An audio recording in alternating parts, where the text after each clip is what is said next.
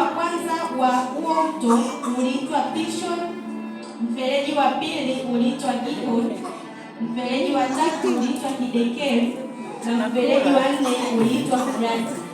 Hii ni mifereji ambayo Bwana Mungu aliweza kuitumbukiza ndani ya bustani ya Edeni ili iweze kutoa maji na bustani hiyo iweze kuendelea na kupendeza sana.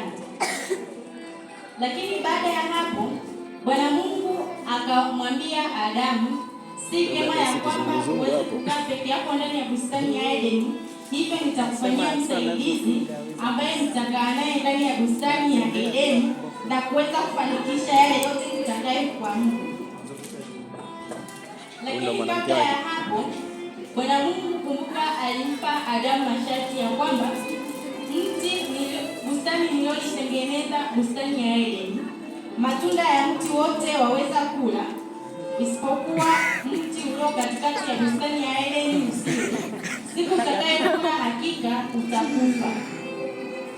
Lakini baada ya hapo, baada ya Adamu kuwa amefanikiwa kuwaita wanyama wote majina, akatokea mnyama mmoja ambaye alikuwa mwerevu kuliko wanyama wote wa mwitu, na huyu mnyama aliitwa nyoka.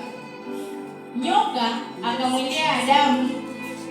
akamwendea mwanamke ambaye ametengenezwa na kumwambia, ati ndivyo alivyosema Bwana Mungu ya kwamba msile matunda ya mti wa bustani ya Edeni? Mwanamke yule kabla hajapewa jina akasema ya kwamba matunda ya mti wa bustani ya Edeni tutaweza kuyala, isipokuwa matunda yaliyo katikati ya bustani ya Edeni hatutakula, maana Bwana Mungu amesema ya kwamba tutakapokula hakika tutakufa.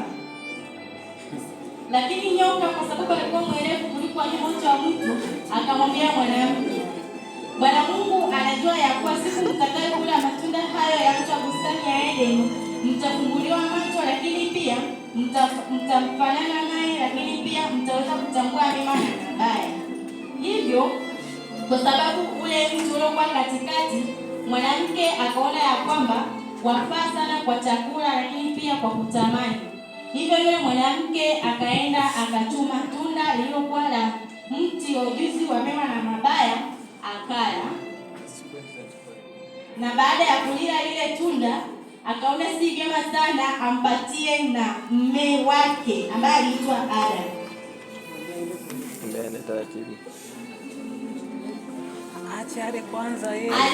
Mwanamke alichuma lile tunda akala, na baada ya kulila akaona si vyema sana aweze kumpatia na mume wake ambaye aliitwa kwa jina la Adam.